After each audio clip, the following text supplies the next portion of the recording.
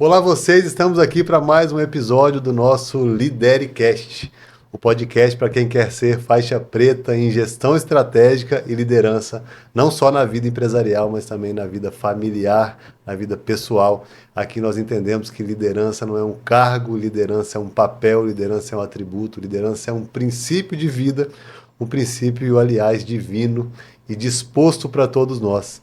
Então aqui nós fazemos em todos os episódios, repetimos e reverberamos um chamado Lidere. Hoje é mais um dia especial. Estamos aqui com um convidado que eu admiro muito como líder, como gestor. É o Gabriel Feitosa. Muito bem-vindo, Gabriel Feitosa. Obrigado, Miguel. Obrigado pelo convite. Parabéns por estar nessa batalha de disseminar conteúdo, disseminar sobre liderança. Gosto muito da pauta. Parabéns pelo trabalho que você tem feito. Obrigado. O Gabriel é um concorrente, corre junto, né? Corre paralelo nessa jornada de podcast. Tem um podcast brilhante chamado O Gestor. Eu acompanho desde o começo.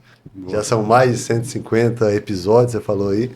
Então é um cara que, além de tudo, eu admiro, uma grande liderança. O Gabriel hoje é diretor na Apex. Isso. Ele vai explicar um pouquinho mais o papel nessa diretoria lá, mas é coordenador também do IBGC. Então, perfeito. Governança corporativa é uma pauta que você é especialista. Foi fundador da EMEG, uma empresa de consultoria renomada no Espírito Santo. Foi subsecretário de Desenvolvimento Econômico do Estado. Diretor do ES em Ação. Então, tem uma jornada de liderança e gestão, apesar de não ter tanta idade, né, Gabriel? Mas de muitos anos nessa história aí. Então, é uma liderança que vai trazer muito conteúdo valioso para nós aqui, com absoluta certeza. E eu quero já começar com a pergunta base desse nosso LideriCast, que é: quem é Gabriel Feitosa por Gabriel Feitosa? Boa. Miguel, mais uma vez, sim, obrigado pelo convite.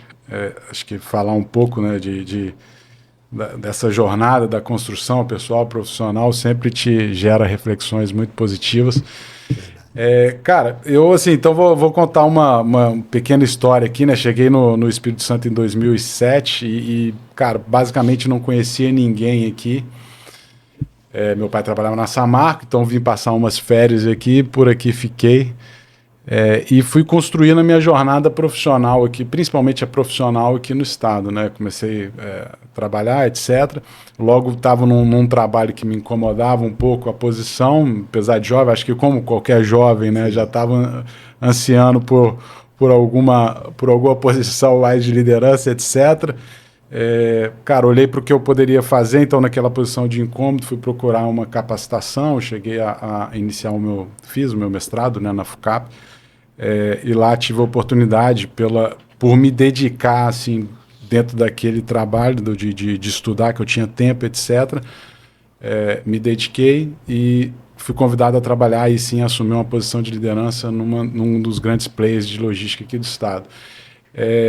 E acho que assim, muito da minha jornada sempre foi um pouco desse olhar. Quando eu cheguei nessa empresa, de aprender bastante, cheguei completamente despreparado para a função que eu assumi, né, enquanto líder, principalmente, né, como é a temática sua, talvez com uma arrogância jovem de achar que sabia muitas respostas, tomei algumas porradas nesse início, mas sempre com a ideia de chegar em um lugar, entender ali como que eu consigo contribuir, né, principalmente alicerçado ali no que eu consigo gerar de valor efetivamente, cara, e literalmente enfiar a cara ali, dedicar para aquilo poder gerar valor aonde eu estou. Então, desde o mestrado, né, que inicialmente eu um pouco mais jovem, né, com 22 para 23 anos, cheguei numa turma em que todos eram muito mais velhos do que eu, né, mais experientes do que eu, e, cara, a turma me questionava, você fala, interessante a opinião do colega, mas ele ainda é muito jovem, né, ainda vai aprender como é que as coisas funcionam e tal, e aí o meu mecanismo que eu tive, eu falei, cara, beleza, realmente experiência não é algo que eu vá contribuir aqui, mas eu consigo contribuir pelo estudo, e comecei a me dedicar, efetivamente ao estudo. E, cara, acho que foram as 3 primeiras e únicos 10 que eu tirei na minha vida foram lá na FUCAP no mestrado. E aí, depois do terceiro, a galera já olhava para mim e falava, opa, vamos chamar aquele jovem para coordenar aqui os estudos, para conversar com a gente e tal. E aquilo me deu uma visibilidade. Então, por onde eu passei, então, no TERCA, que depois eu fui convidado a trabalhar lá no TERCA e tal, eu busquei, de fato, entender como que eu poderia gerar valor ali, a me dedicar dentro daquele projeto, e acho que muito mais pela dedicação do que por qualquer tipo de brilhantismo, a ter destaque naquela atuação, né? Então, você falou um pouco da minha jornada, então tive essa jornada no mestrado, depois passei pelo TERCA, tive no Líderes do Amanhã, que ensina muito... Líderes do Amanhã, é verdade, esqueci de citar. Ensina demais, né? E lá me dediquei, fui convidado a ser diretor. Legal. Por essa dedicação, conheci o Espírito Santo em Ação, que você mencionou, e aí tive a oportunidade de fazer um projeto lá e depois de virar diretor. Então, aonde eu fui passando, de certa forma, a parte do que você colocou do Estado também, foi ali não sei se uma indicação, mas foi um pouco o Espírito Santo em Ação que na composição do primeiro governo do governo em 2019 do Casagrande, né, o segundo mandato dele, mas desse primeiro da série de 2 agora. Então ele pediu uma recomendação e meu nome foi recomendado, então eu tive a oportunidade. Legal. Então, assim, respondendo a sua pergunta, Gabriel por Gabriel, acho que assim, eu sempre busquei muito me dedicar dentro daquele projeto, né, dentro do que eu estivesse fazendo, ter ali uma disciplina de execução dentro do que eu me proponho a fazer. Sempre gostei muito de gestão, acho que essa é uma outra característica que eu, na jornada, fui sempre me envolvendo cada vez mais e me apaixonando. E aqui no Estado, que eu acho que particularmente é algo super relevante, fui construindo do zero, como eu coloquei, uma rede de relacionamento que ajuda demais em qualquer desafio que você esteja, sim, né? Sim. Então, respondendo, olhando para um pouco das vantagens competitivas que eu acho que eu fui desenvolvendo ao longo do ano, foi essa disciplina, essa dedicação, um olhar para a gestão e a construção de uma rede de relacionamento que pudesse me apoiar nos diferentes desafios. Legal. E você é mineiro, né, Gabriel? Sou mineiro. Lá de Valadares, não? Eu sou de Uberlândia, mas só passei para nascer e depois, né, meu pai, por ter trabalhado na Samarco, vivi um tempo em Mariana e depois em Belo Horizonte. Aos 5 anos já estava em Belo Horizonte. Eu pergunto porque os mineiros estão muito fazendo parte do Lidercast. Eu sou de Caratinga, eu sou um legítimo mineiro também, cruzeirense também, igual você. Abençoado. Mas é muito legal que você falou da disciplina. Eu até havia anotado aqui no meu papel aqui algumas características suas que eu admiro por acompanhar quando a gente tinha mais contato, mas hoje rede social e tudo mais. E uma coisa é a disciplina, né? Então, a leitura também é outra coisa, que eu adquiri o hábito há alguns anos, então eu tenho buscado ser cada vez mais um leitor voraz de boas obras. E você tem a disciplina também na leitura, né? Também. 5 da manhã lá, você já informa seus seguidores que você já está fazendo sua leitura, às vezes em português, às vezes em inglês, não é isso? Sim. Então, eu, assim, via de regra, eu faço, você falou de estratégia, né? Eu gosto de construir um planejamento estratégico, anual, pessoal, etc. Quais são as metas, quais são os objetivos. E, cara, eu olho para a minha rotina, principalmente, como que eu encaixo o que eu quero desenvolver dentro da minha rotina, né? Porque aquela história de que visão sem execução é alucinação, né? Você Exatamente. Não vai ter... você quer alcançar algo, beleza. Como que você vai executar o que você quer alcançar? E é interessante, Miguel, porque ano passado talvez tenha sido o ano que eu mais li consistentemente, acho que finalizei 15 livros assim, ao longo do ano.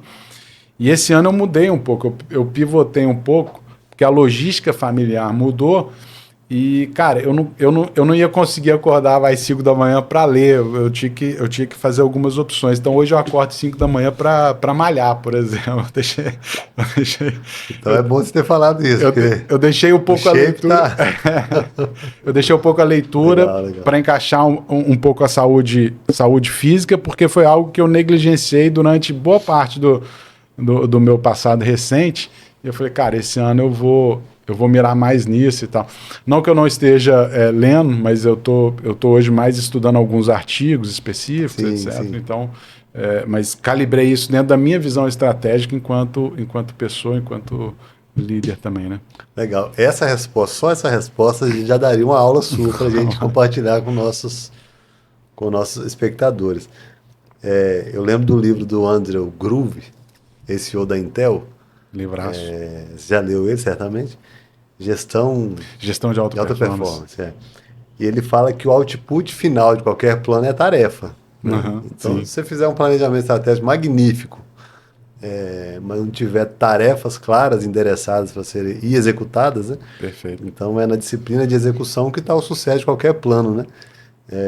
Então você falou disso muito claramente. Agora, você me trouxe um ponto que eu ia deixar lá para o final, mas o que eu chamo da verdadeira revolução da IA, inteligência de alma. Boa. Em tempos de inteligência artificial, nada contra, ao contrário, a inteligência artificial é uma agenda fundamental do nosso tempo, né?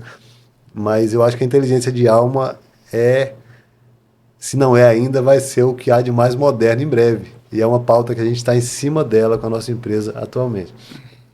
E na inteligência de alma, a gente aborda a alma em 4 níveis fragmentáveis, que parecem abstratos, mas são altamente práticos. Uhum. Então, o corpo físico, porque corpo parado é corpo, é nada, né? Assim, corpo que se move aí tem uma alma aí dentro. Então, o cuidado com o corpo, emoções e relações é o segundo nível. Depois o nível da intenção e propósito, onde está o intelecto, né? Parte racional. E o quarto é o nível da manifestação, de converter ideias em ações no plano material, no plano físico, na vida prática, né? E aí, só nesse períodozinho de papo curto aqui, Boa. você nos trouxe essa perspectiva clara, assim, de integração de alma e de atenção aos pontos da alma que às vezes requerem mais atenção, né? Então, você teve um ano que você falou em 15 livros, tem gente que lê muito mais, mas são livros densos, que a gente acompanha suas leituras, assim, né? E 15 livros no ano, né, mais aprofundados, eu devo ter lido uns 12. E foi muito para a minha performance anterior, assim. Mas, dado o momento que você está mais focado na disciplina matutina ali, né? De colocar seu corpo para fazer leituras que vão te agregar para você agir. Exato. Dado o momento, você entende que pela conjuntura, na sua estratégia, para o seu momento, para o contexto, para o seu modelo de negócio, vamos dizer assim, né? Enquanto pessoa física. Enquanto indivíduo, né? Não é? Você vai dar mais atenção aqui ao corpo, né? Sim. Como é que você enxerga essa lógica da inteligência de alma que eu trouxe aqui? Cara, legal. Vamos lá. Eu coloquei, inclusive, quando eu explico planejamento estratégico, né, na minha época de consultor, eu sempre trazia uma perspectiva, né, utilizando os OKRs, por exemplo, sobre a implantação. Quando eu ia falar para uma empresa, aí o cara tá lá sentado esperando eu falar de um planejamento, sei lá, de uma grande empresa, dar exemplo, e eu trazia o planejamento de um indivíduo, no caso, o meu planejamento, né? E aí o que você colocou, eu coloco assim, quase como uma visão de futuro, né? E eu tenho esse statement, né? Estar junto da minha família, criando bases financeiras sólidas, Legal. aprimorar, ter saúde física e mental para ter capacidade de aprimorar o meu conhecimento técnico e isso gerar mais resultado, né? Que talvez esteja linkado aí com todos os 4 eixos que você colocou. Sim. E o ponto que você falou, cara, basicamente, se você não cuida da sua saúde física, cara, você vai ser incapaz de fazer todo o resto. Você não vai ter motivação para viver com a sua família. Exato. Talvez seja o segundo aspecto mais importante. Você vai falar, pô, mas Então quer dizer que o primeiro é você? Sim, até inclusive no avião eles deixam isso muito claro, né? Se tiver qualquer emergência, por favor, se resguarde primeiro antes de tentar salvar o mundo, né? Exato. Então... Ninguém dá carona a pé, dizem, né? Então, assim, você trabalhar essa saúde física é fundamental. E aí, dentro dos meus OKRs, então, o que eu colocava ali, eu tinha, então, os aspectos de saúde física e mental, etc., resultados, conhecimento. E quando eu olhava para o meu painel, meu dash ali de resultados, eu via a questão da saúde, isso já há uns 2, 3 anos, assim, sempre ficando para trás ali, né? Não conseguia... Sim. Meus meninos nasceram e tal, em 2019, 2022, e aí naturalmente, né, você tem menos tempo, então não conseguia praticar os esportes que eu praticava e tal. E, cara, eu fui deixando a cadência física aí meio de lado. E há 2, 3 anos eu decidi, cara, tô com 40 anos, eu vou cuidar disso como uma prioridade. E passei a cuidar disso como uma prioridade. E aí eu volto para aqueles fundamentos que a gente falou aqui, talvez 2 dos 3 não se aplique tanto, né, que eu falei do viés de gestão, apesar de que, de certa forma, a gente está falando de planejamento estratégico e tal, da rede de relacionamento e da disciplina. Aí entra o fundamento muito forte da disciplina. Assim. Hoje, cara, as pessoas falam, mas você malha, sei lá, de segunda a sexta? Eu malho todos os dias. Não, mas como assim todos os dias? Não, eu malho todos os dias. Mas 5 da manhã, eu falo, cara, é o horário que eu estabeleci, a rotina que eu estabeleci para mim e tal. Aí até sábado e domingo. Era até sábado e domingo, mas eu parei porque as academias não abrem sábado e domingo às 5 da manhã. Porque senão para mim seria ótimo, porque eu saio mais cedo, minha família está dormindo, eu volto, eu vou estar com eles ali para o café da manhã e tal. Então aí eu flexibilizei um pouco a questão dos finais de semana. Mas sim. Então, assim, de forma muito disciplinada, né, eu tenho cuidado da minha saúde e tenho gostado. E aí você vai aprendendo a gostar da sua rotina, né, do que você faz e tal. E aí, cara, tenho cuidado ativamente. Hoje, 5 horas da manhã, estava eu malhando lá na academia, né? Então, estava 6, 5 horas eu não comecei, não. Porque aí entra também a organização. Por que você não malha 6? Cara, porque a minha esposa malha 6. Então, assim, eu preciso de antes, que nós temos 2 crianças, elas não são autônomas, né? 3 e 6 anos. Sim. Então, algum adulto precisa estar lá. Então, eu malho às 5, chega às 6, minha esposa malha de 6 às 7, e aí começa a loucura do dia a dia. Né? Uma dúvida aqui, você tem ferramenta da gestão do planejamento pessoal? Porque quando você falou do dashboard e tal, eu falei, será que ele tem também ferramentas, tecnologia para isso? Bom, não é tanta... A gente está desenvolvendo. Não é tanta inteligência da alma igual eu tenho certeza que você vai ter aí, mas eu inclusive escrevi um artigo, se não me engano, em 22 ou 23, que fala um pouquinho dessa ótica dos OKRs pessoais. Legal. Muito inspirado no livro do Andrew Groove. Sim. E aí lá eu desenvolvi realmente uma planilha simples, né, que eu seto ali quais são os meus objetivos trimestralmente. Legal. E aí, recorrentemente, eu volto aquilo ali para ver como é que eu estou performando e tal. Legal. Então é algo, não tem um dashboard que a gente abre lá em casa, não, mas eu tenho os meus controles pessoais para isso. Não deixa de ser um planejamento estratégico. Pelo amor de Deus. Pessoal, né? Com certeza. E facilita muito para a gente seguir nos termos empresariais aí.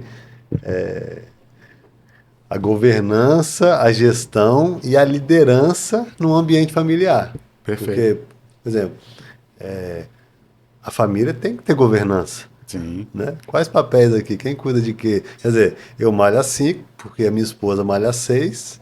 Quer dizer, então eu malho mais cedo porque a autoridade maior malha depois, né? Dorme uma hora mais. Eu tenho filhos pequenos. A gestão e a liderança, porque assim, eu acredito muito, assim, sem nenhum viés de segregação, homens e mulheres.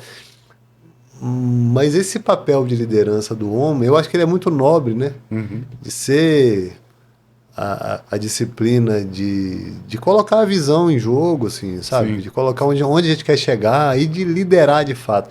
Eu falo que o casamento é a melhor escola do caráter e a família é a melhor escola de liderança. Né? Então, Boa. Bom, a gente está bem no papo familiar, né? vamos seguir. E uma das principais decisões, né, até que o Warren Buffett fala, é sobre a ótica de investimento com quem você vai se casar, né? Então, assim, cara, é isso, assim, dentro dessa gestão, você falou de governança, por exemplo. Então, eu e minha esposa, a gente realmente define ali objetivos, né? Eu citei aqui que é viver a vida, né, com a família, a alegria e tal, construir bases financeiras sólidas. Então, a gente tem metas Muito bom. financeiras objetivas de juntar patrimônio. Não é assim, bom, você quer alcançar X, Y, Z. Eu falo, cara, eu quero ter muita tranquilidade para escolher, sei lá, em 5 anos, o que eu quero fazer na minha vida, quando eu tiver, né, 45, 46 anos.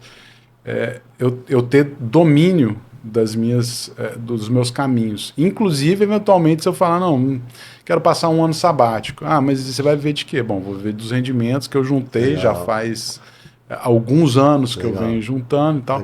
Então, isso te coloca no controle da sua própria vida, né? Então, eu e minha esposa, a gente vai sempre compartilhando os desafios, cara, e definindo como que a gente vai entregar isso daí, né? Muito bom. E até antes de você chegar num destino maior que eventualmente se tenha, de longo prazo, talvez,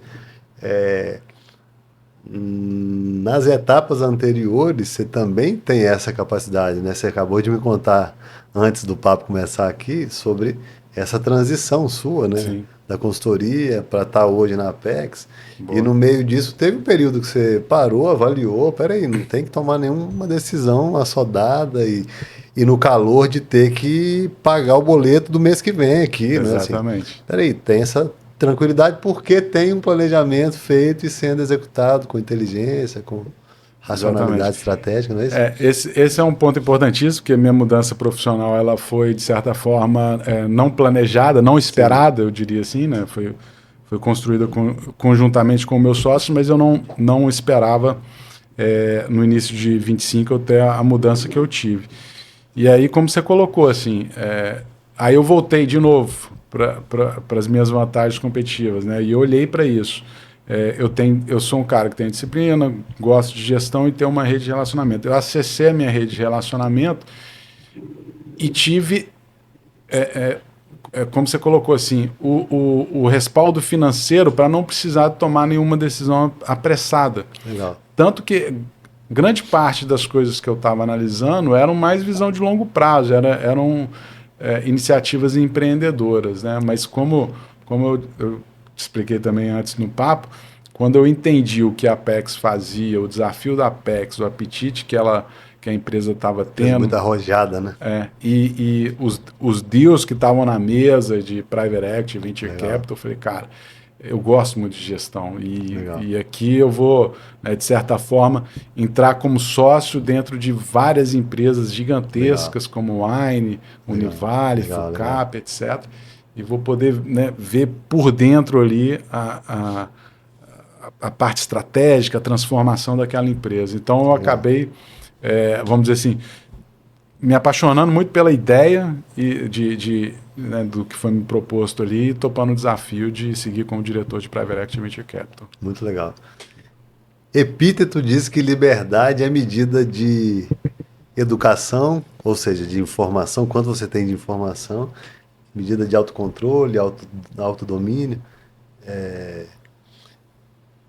Então, ele trata da liberdade como consequência da sua capacidade de escolher com virtudes e com inteligência e tudo mais. Diferente de uma liberdade que é fazer o que eu quiser. Né? Tem um filósofo que liberdade é a ausência de impedimentos. Aí o outro fala assim, sem lei não há liberdade. Aí ele traz uma visão para mim mais robusta, mais completa.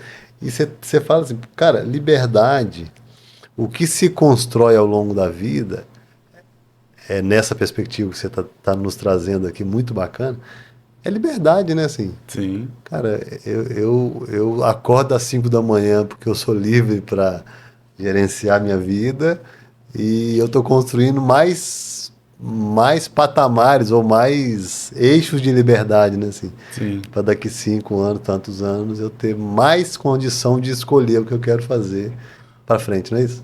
Ontem a gente foi almoçar na Taberna da Madalena, ali na Barra Sim. do Jucu. E aí passamos em frente a uma casa ali na Barra do Jucu. Aí eu comentei, a minha esposa comentou, falou, bonita a casa, né? Eu falei, daqui a uns anos a gente pode Legal. escolher isso, né? Exato. E aí depois no final aí a gente falou, não, mas a gente é mais do urbano mesmo, né? Então, a gente pode continuar e viver em Vitória e ter, né, a opção de alugar algumas casas e tal. Então, assim, nessa linha, né, Legal. de construção da liberdade, concordo 100%. A rotina para mim não é um fardo, Legal. ela é motivadora, né? Eu acordo, cara, assim, super disposto. E, cara, sigo ali minhas atividades, entregando ali, fazendo tudo que eu me planejei para fazer. Então, para mim, eu tô atuando com liberdade e construindo é, posições não, né? Mas construindo um cenário melhor para mim e para minha família, né? E sem restrição, cara. Assim, a gente fez uma viagem super bacana no início de janeiro. Então, assim, não é patrimonialmente, então você não gasta. Não é isso. Eu tenho uma meta de, No de, plano de também tem save. lazer, né? Exatamente. Mas a gente tem uma meta de viajar, etc. Legal, Então a claro. gente vai vivendo. Não é só o ponto de chegada, né? A jornada como um todo. E, cara, a gente vai vivendo intensamente a jornada. E recalibrando, sempre pensando também o que pode ser adequado ou não. Agora, eu queria ir para o lado da empresa logo, mas eu Boa. vou, eu vou, eu vou puxar uma última Vou. questão aqui, porque eu acho que você vai entregar o ouro aqui para quem acompanha a gente. Até o Groove mesmo fala, né, que ao gestor cabe só duas coisas, o treinamento e a motivação. Mas como é que você faz a motivação? Criando um ambiente onde pessoas motivadas sejam reconhecidas e sejam bem remuneradas e tal, né? Aí você usou, não sei se você usou a palavra motivação, mas as pessoas talvez às vezes esperam motivação para acordar cedo. Vamos supor, eu quero acordar cedo, fazer atividade física, ou ler, ou fazer alguma coisa. Mas aí esperam uma motivação, né? Minha pergunta é o seguinte: o quanto ter uma visão clara do que é da vida, o quanto ter um plano claro ajuda nessa motivação de acordar cedo, de ter uma rotina que, dependendo de quem olha, é pesada, mas é uma rotina leve, é uma Sim, rotina sim. que traz liberdade, né? Então, o quanto ter visão clara de longo prazo, o quanto ter um plano ajuda na motivação, vamos chamar assim, para essa rotina. Boa. E depois, o quanto, que tá óbvio, né? Mas aí se ajuda aí o nosso Boa. espectador a explorar isso. E o quanto ter essa rotina ajuda a Alcança. retroalimentar o valor do plano, né? Porque muitas vezes eu não faço o plano porque eu não acredito que dá certo. Mas mas não dá certo porque eu faço e não me comprometo com ele, né? Assim? Aí Exato. não vai dar certo. É. Então, o quanto ter o plano ajuda aqui e o quanto isso aqui ajuda a validar o plano e seguir. Cara, dá Porque isso pra. é inteligência de alma. Boa. Legal. Acho que assim, é fundamental você entender quais são os goals que você quer alcançar, o Claro. que você quer fazer e tal. Vou citar um exemplo, e também assim, não é. A gente falou da leitura. E ano passado, quando eu li os 15, eu falei, cara, qual que é a meta agora? É dobrar a meta? Pô, não é isso, né? Assim, eu tô lendo com qual propósito, eu tô lendo com qual objetivo. Legal. Mas vamos supor que você queira ser um leitor mais voraz, né? Debruçar sobre as grandes obras de gestão, filósofos, etc. Sim. Isso vai te transformar, sem dúvida, em uma pessoa mais interessante e com conhecimento, que vai te levar a níveis de bem-estar maiores, mas vamos supor que eu queira ler livros, essa é a meta. Cara, se você ler 15 páginas, 10 páginas por dia, isso vai dar talvez 20, 30 minutos do seu dia, que você pode deixar o celular de lado e concentrar dentro do seu objetivo, que não é nada dentro da sua rotina, né? É um Verdade. pequeno percentual da sua rotina, você vai ler entre 12 a 15 livros. por ano. Sim. Então, você entender qual que é o objetivo e você desdobrar esse objetivo, né, em planos táticos, operacionais, ele é fundamental. E aí, que motivação que eu vou ter? Cara, a motivação de estar fazendo uma leitura, cara, tá adquirindo novos conhecimentos, tá se tornando uma pessoa mais interessante, Sim, talvez. sim. Então, isso naturalmente vai retroalimentando. E aí, quando você olha, a mágica do planejamento estratégico, né? A mágica dos OKRs também é um pouco essa. Você vai perceber que você consegue alcançar resultados ainda maiores. Então, dentro da sua meta, seja financeira, seja de leitura, seja de saúde, quando você encontrar a partir... Primeiro tem a disciplina, né? Perfeito. A motivação ela vai acabar vindo depois junto, assim, porque você vai começar a ver os resultados. Exato. E vai falar, cara, eu quero mais disso, eu gosto. Exato. E tal. Então tem a disciplina, depois a motivação vai vir, e quando você tiver a disciplina e a motivação, você vai ver que os resultados vão ser muito facilmente alcançados. E aí isso vai retroalimentar o seu planejamento. Você vai falar, cara, não vou ler 15, vou aproveitar que já chegou em novembro, eu já li os 15, vou avançar aqui, e aí você vai ler 20, etc. Ou, né, você está se preparando para uma corrida, vou correr 5 quilômetros, aí você disciplinadamente acorda ali para treinar, ganha motivação naquilo, porque seus resultados vão progredindo, e daqui a pouco você cancela a inscrição inicial e fala, não, vou correr 10. Legal. E aquilo vai retroalimentando seus próprios sonhos, seus próprios objetivos, né, cara? Legal. Então, acho que não sei se eu expliquei de forma satisfatória, mas, cara, o objetivo ele tem que ser desdobrado em plano tático e operacional. Você precisa ter disciplina para fazer isso primeiro, porque depois, quando os resultados vierem, vai vir a motivação, e a motivação vai te levar a resultados ainda maiores do que você almejava. Mas na origem de tudo que o Gabriel nos deixa aqui é que disciplina é a mãe da galera toda aí, né? Cara, para mim, assim... Pelo que você trouxe. Eu comparo o Messi, por exemplo, com o Cristiano Ronaldo. Sim, um cara, é um super talentoso. Pô, o outro tem uma disciplina absurda, cara, absurda. Eu tava vendo o filme do Ronaldinho Gaúcho esse final de semana, a molecada gostou, falei, bom, vamos ver o documentário. Cara, o que o Ronaldinho Gaúcho jogou de bola é inexplicável, né? Se esse cara tivesse uma disciplina que teve o Cristiano Ronaldo, esse cara ia ser... Pelé. Esse cara ia ser um monstro. Mas ele fala, mas Gabriel, ele foi um monstro, ele ganhou tudo. Mas aí depois eu tava vendo os títulos, né? Ganhou uma Champions, ganhou uma Copa do Mundo e tal, ganhou uma Libertadores.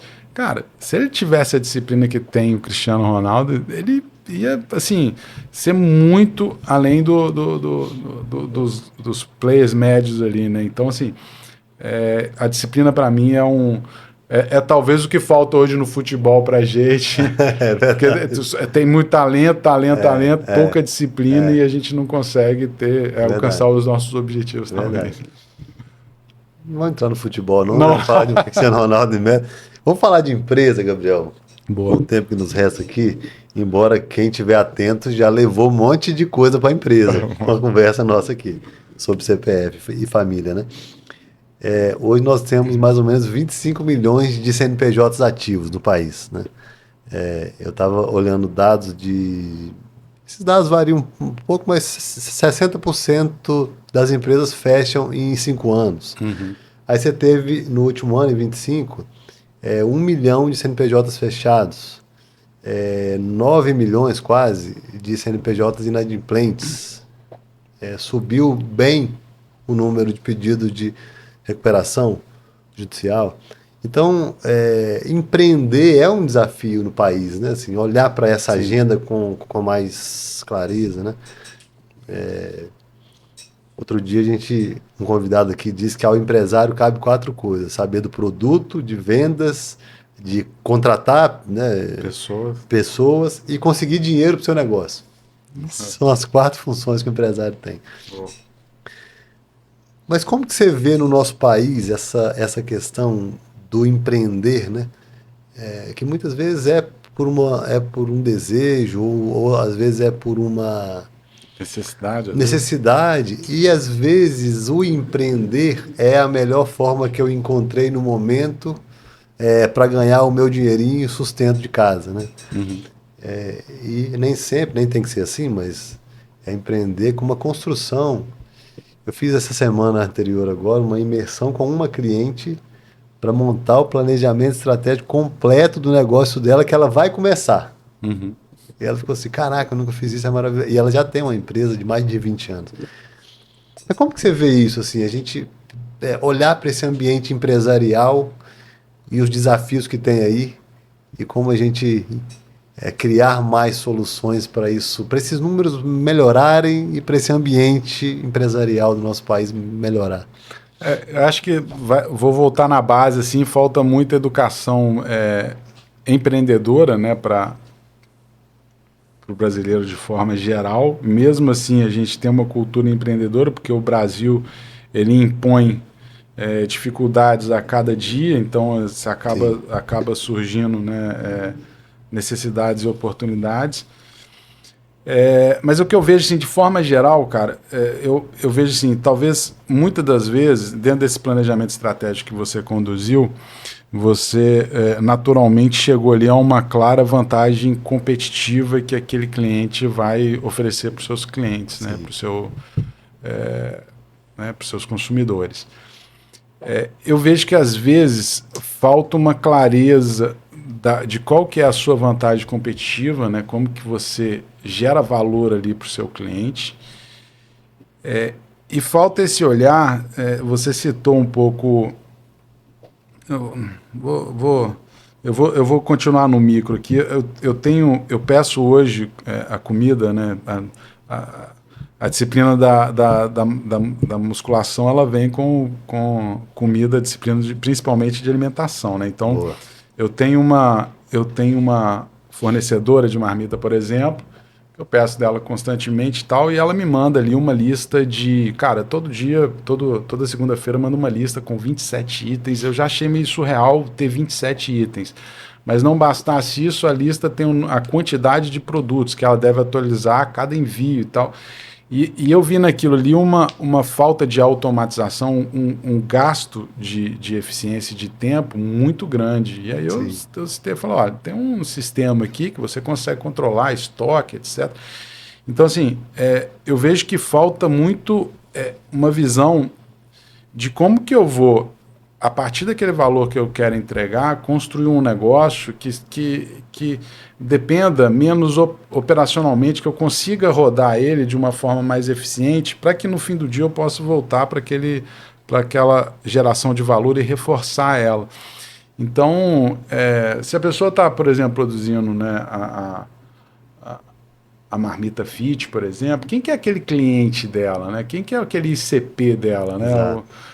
Eu estou vendendo para quê? Eu estou vendendo para o cara da academia, então, pô, que outros produtos eu posso fazer para esse cara? Que outros tipos de receita eu posso criar? Como que eu posso fazer um cross-selling de vendas para esse cara, né?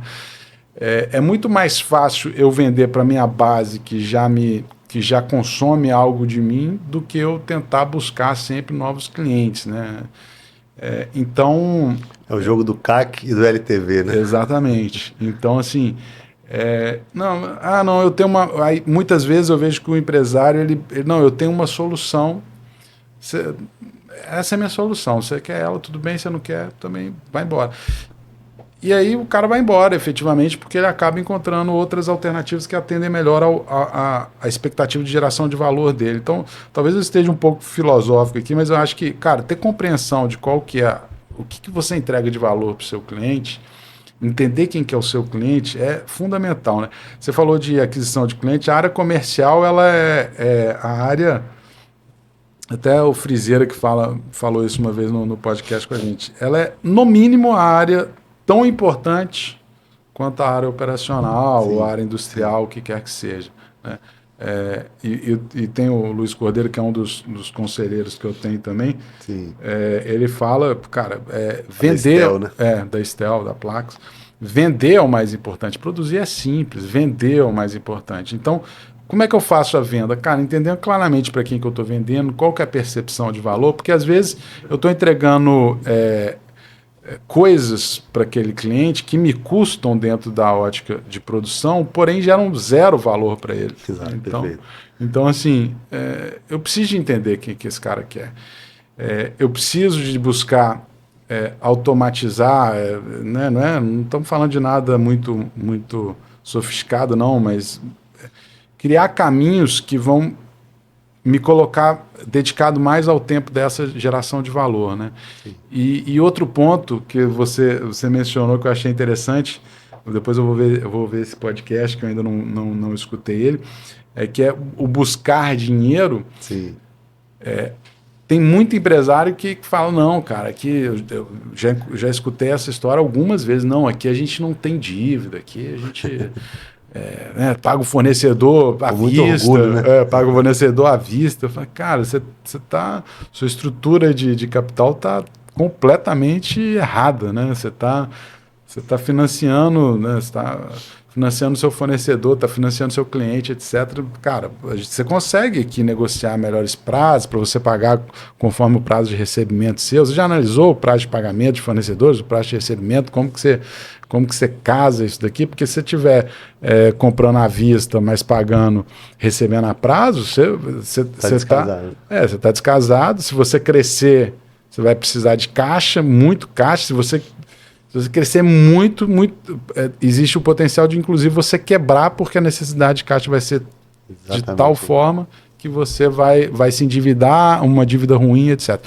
Então, essa visão de estrutura, né, de capital, como que eu financio o meu negócio, né, e financiar o negócio não é só ir lá no banco e pegar dinheiro, não. Eu posso financiar com fornecedores, posso financiar com clientes, eu posso ter equity dentro da empresa. Exato, né? Então, é um jogo que realmente ele muda muito a vida do empresário, que passa a entender disso também. Né? Então, acho que talvez eu me alonguei demais aqui, mas acho que é importante demais você entender qual que é a sua geração de valor, para que cliente você vende, padronizar o máximo possível as questões operacionais para que isso vire uma vantagem, né, volte e alimente essa vantagem competitiva sua com o seu cliente e naturalmente aí tenha uma estrutura de capital que seja adequada ao seu negócio, para que você não tenha dívidas muito altas, etc., Legal. que paguem taxas muito altas. Então você precisa de entender como que você vai se financiar para você continuar crescendo e performando. Um dos eixos do nosso negócio, você sabe disso, é crédito empresarial inteligente. A gente deu esse nome, né?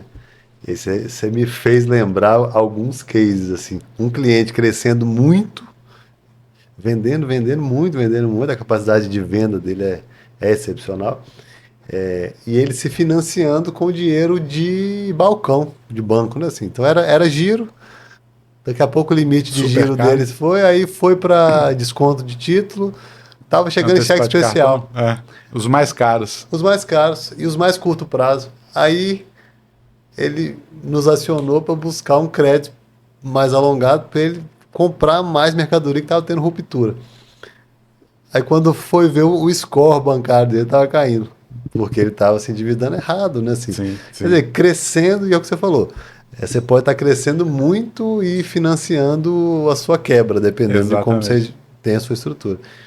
E tem clientes que comprando máquina com recurso próprio ou com recurso de capital de giro convencional também, máquinas financiáveis por uma linha específica da FINEP, que é, sei lá, 8% ao ano, fixo, vamos colocar.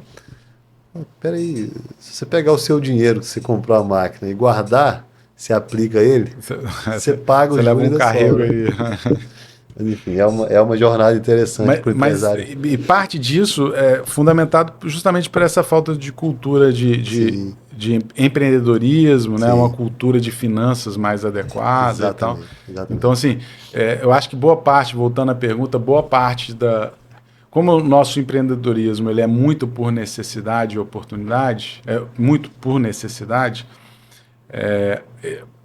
as pessoas sem essa informação básica acabam, né, padecendo e aí vão quebrar. E aí tem instrumentos, cara, acho que você, né, assim, vale a pena citar aqui, que também pode ajudar o microempreendedor ali. Então você tem, cara, hoje você tem o conhecimento, ele está disponível, você tem assessorias muito a custo baixo que Exato. você pode utilizar. E, cara, o conhecimento vai transformar o seu negócio, assim, sem sombra de dúvida. Ter um planejamento estratégico, ter um olhar de orçamento, entender como que se você mexe ali na sua estrutura de capital, né, no seu endividamento, etc. Isso vai te colocar dentro dos que não quebram. E se você tiver, de fato, um valor competitivo grande para o seu cliente, muito provavelmente você vai crescer e destacar no seu segmento. Educação empreendedora é conhecimento que liberta e faz toda essa engrenagem que você explicou aí funcionar melhor, né? Sem dúvida. O problema é que a gente vai ganhando essa experiência muito, muito tarde, né? Se a gente tivesse lá nos 20 anos já com esse conhecimento todo, hoje está disponível, né? Basta você acessar aí as ferramentas. Mas, cara, são coisas básicas que a gente muitas vezes deixa de utilizar. Eu costumo dizer que a estratégia ela vai apontar para a definição da estrutura, né? E os recursos vão criar essa estrutura, né?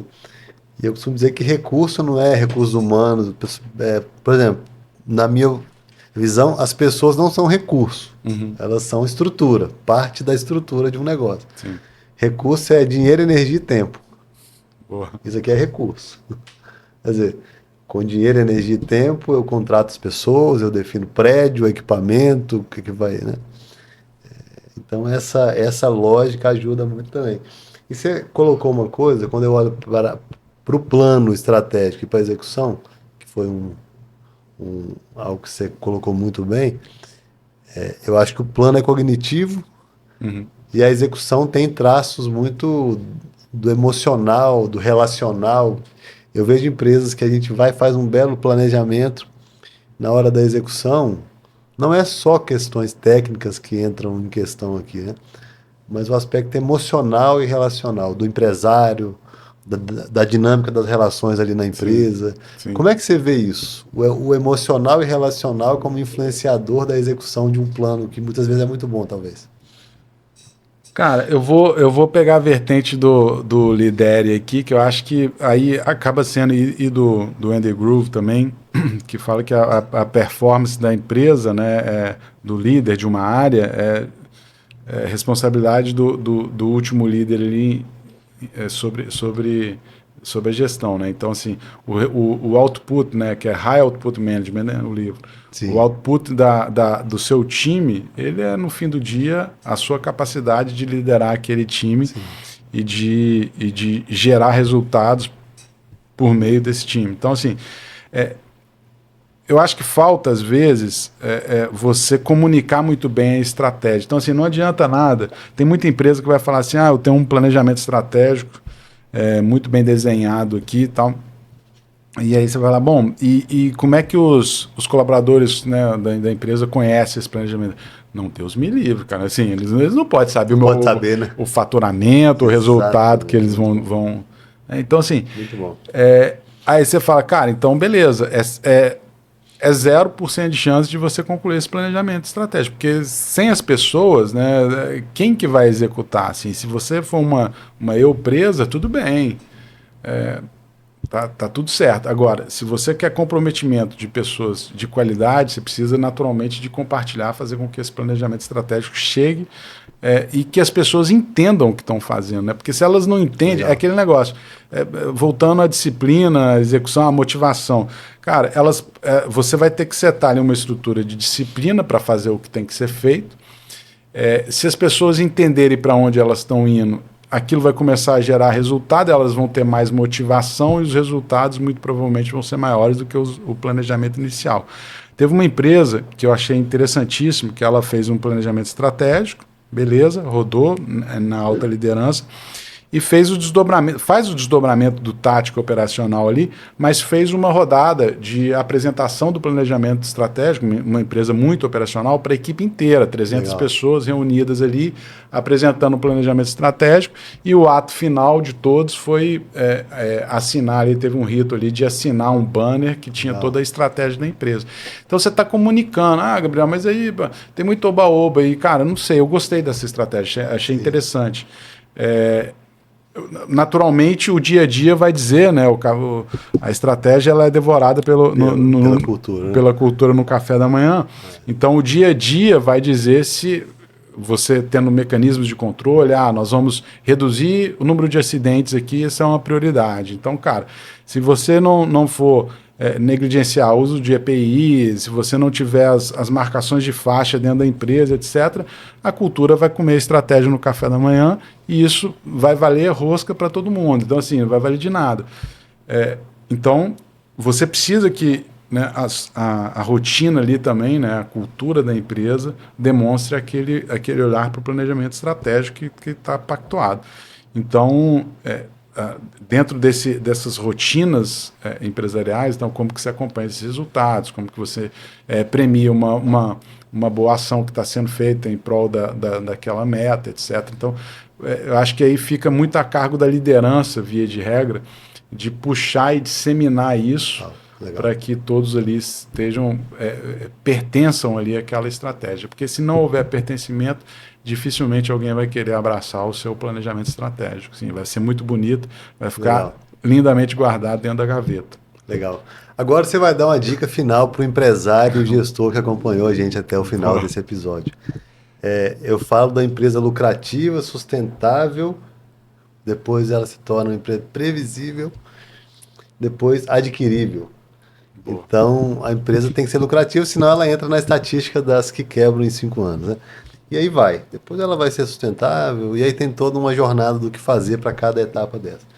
Mas pensando em se tornar adquirível, não necessariamente adquirida, mas o que tem uma empresa que é adquirível, né? Então, que dica você dá para o empresário? Sei que a pergunta pode ser complexa, né? Porque... Eu estou pensando aqui já. Mas que dica que você dá para o empresário e para o gestor pegar isso tudo que a gente bateu o papo aqui, assim, e aplicar na vida prática da empresa para a empresa ser forte a ponto de se tornar uma empresa adquirível? Legal. Bom, eu estou nesse mercado, né? Private Equity Venture Capital Por isso que eu fiz essa pergunta final. É a aquisição de participação de empresas. E, cara, o rito de você adquirir uma empresa, ele é super rigoroso, uma diligência absurda, né? Sobre os números, sobre eventuais processos trabalhistas, etc., tributários, etc., né? Então, você citou essa jornada aí da empresa ser geradora de lucro, depois ser sustentável, etc. Eu adicionaria um ponto aqui também, Miguel, que é o seguinte... não é só a DRE, porque é aquele negócio que a gente falou, a estrutura de capital, dentro de uma estrutura, né, de uma DRE, ela pode mostrar um resultado líquido na última linha que não demonstra a capacidade daquela empresa de gerar caixa. Então, perfeito. Eu colocaria até mais do que lucrativa uma empresa geradora de caixa. Porque eu ouvi essa frase assim, a gente... você não come com o lucro líquido, você come com o caixa gerado na empresa, né? Então, assim, essa tensão, mas como que seria isso? Cara, se você paga à vista, vendeu lá seus fornecedores, você tem uma indústria de rochas, por exemplo, paga seus fornecedores à vista, exporta e vai receber daqui a 180 dias, o fato de você ter faturado em abril, maio, que seja, você vai receber, cara, daqui a 3 meses, tá? Então, como é que você vai se financiar dentro dessa jornada? Sim. Muito provavelmente, se você não tiver e for buscar as linhas de crédito que a gente comentou, que são caríssimas, cara, você tem uma grande chance de isso virar uma bola de neve e, cara, daqui a 1, 2 anos, você quebrar a empresa porque ela cresceu, porque você vendeu mais, porque você não tinha uma estrutura de capital adequada, etc. Então, uma empresa geradora de caixa, ela é fundamental, senão, cara, como que na sua DRE gerencial ali, o lucro líquido está refletindo em caixa, isso é fundamental. Cuidar do caixa. Exatamente. É o caixa que quebra as empresas, né? Isso boa parte dessas empresas que você pontuou aí, elas quebram por problema de caixa. E aí, dentro do processo, eu vou usar até um exemplo aqui. Eu tive a oportunidade de conversar com o Rafael Covre, da Casa do Adubo, que realizou a venda da Casa do Adubo. Eu assisti o episódio. Ah, boa, boa. E ele trouxe, assim, muito... Cara, imagina que eu vou comprar, estou analisando a sua empresa. Cara, como é que estão os processos, a organização do fluxo de informação e dos processos daquela empresa? Eu consigo ter confiabilidade naquelas informações? Eu consigo olhar para um balanço que você está me apresentando da sua contabilidade e aquilo refletir a realidade? Porque se eu não consigo, cara, ele não vale nada para mim, ele vale nada. Ah, mas eu tenho aqui uma planilha gerencial. Eu não vou analisar a planilha gerencial, né? Assim, eu não sei qual que é a confiança que eu posso ter numa planilha gerencial que você fala aqui. Então, para ser adquirível, e aí eu estou falando de realmente o nível de aquisição aqui mais parrudo, cara, eu preciso de ter um bom ERP que vai naturalmente remeter a um fluxo de informação, né, íntegro, né, onde eu consigo ter rastreabilidade das informações. Isso precisa de representar dentro das demonstrações financeiras da empresa o resultado que efetivamente ela gera por meio daquele negócio, né? Então eu preciso de olhar balanço, eu preciso de olhar uma DRE, preciso de olhar uma DFC e ver como que isso se correlaciona e entender o negócio a partir daquilo. Um passo seguinte seria você auditar essas demonstrações financeiras, porque aí você tem um terceiro que vai dizer, olha, o fluxo de informação aqui está ok, as DFs batem com o que o cara está dizendo aqui, o empreendedor está dizendo, e eu asseguro isso daqui. Então você tem ali a confiabilidade de que tudo que está sendo reportado ali, de fato está acontecendo, e aí eu consigo precificar aquele negócio e realmente fazer um deal, né? Só que, cara, quando eu tenho, né, o ERP talvez seja simplificar demais. Quando eu tenho um sistema implantado dentro de uma empresa, isso envolve o mapeamento todo de processos, envolve uma estrutura hierárquica funcional de pessoas, então acaba envolvendo todos os outros quesitos aí que tem sobre gestão, né? Mas para uma empresa ser principalmente adquirível, eu responderia em última instância, cara, se você tiver as DFs da empresa que representem a realidade do que ela gera de resultado e que eu consiga auditar aqueles resultados e validar que aquilo é fidedigno, cara, você tem uma empresa que é adquirível. Legal. Fora isso, a gente vai ter uma conversa... Não, fora isso, a gente vai ter uma conversa de mesa aqui mesmo, de boteco, para dizer assim, cara, beleza, acho que sua empresa vale tanto, acho que eu pagaria tanto, a gente fecha. E negócios são realizados assim, e tá tudo bem. Também. Tá tudo bem. Agora, se você quiser ir para o jogo onde grandes aquisições são feitas, aí você precisa de seguir esse caminho. Eu tento estimular as empresas a começarem, quando começam, ou quem está no meio já, a jogarem um jogo de se tornarem o mais fortes possíveis. Porque se você for adquirível e adquirida, ótimo. Mas se não for, você vai estar melhor do que estava antes. Exatamente. Cara, como é que as pessoas te encontram na rede social? Cara, Gabriel Feitosa, meu LinkedIn. Eu tô meio...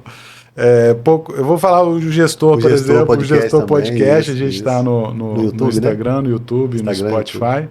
Acho que hoje é o olhar de alavancagem em mídia que eu faço, né?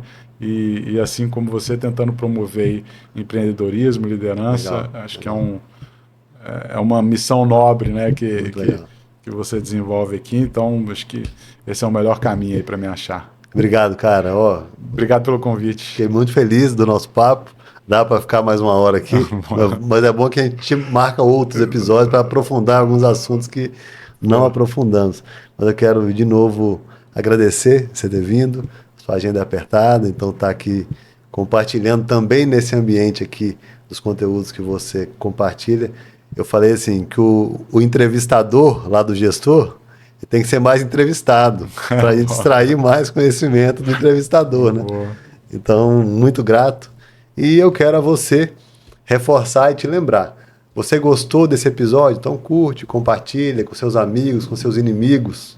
os inimigos também merecem aprender, né, Gabriel? Sem dúvida. Compartilha, segue a gente aqui, segue lá o gestor, ativa as notificações que nós estaremos sempre compartilhando conteúdos aqui sobre gestão estratégica e liderança para a vida empresarial, mas também para a vida familiar, para a vida pessoal. Liderança não é um cargo, liderança é um papel, e aqui nós fazemos, repetimos e reverberamos um chamado: lidere. Até o próximo episódio.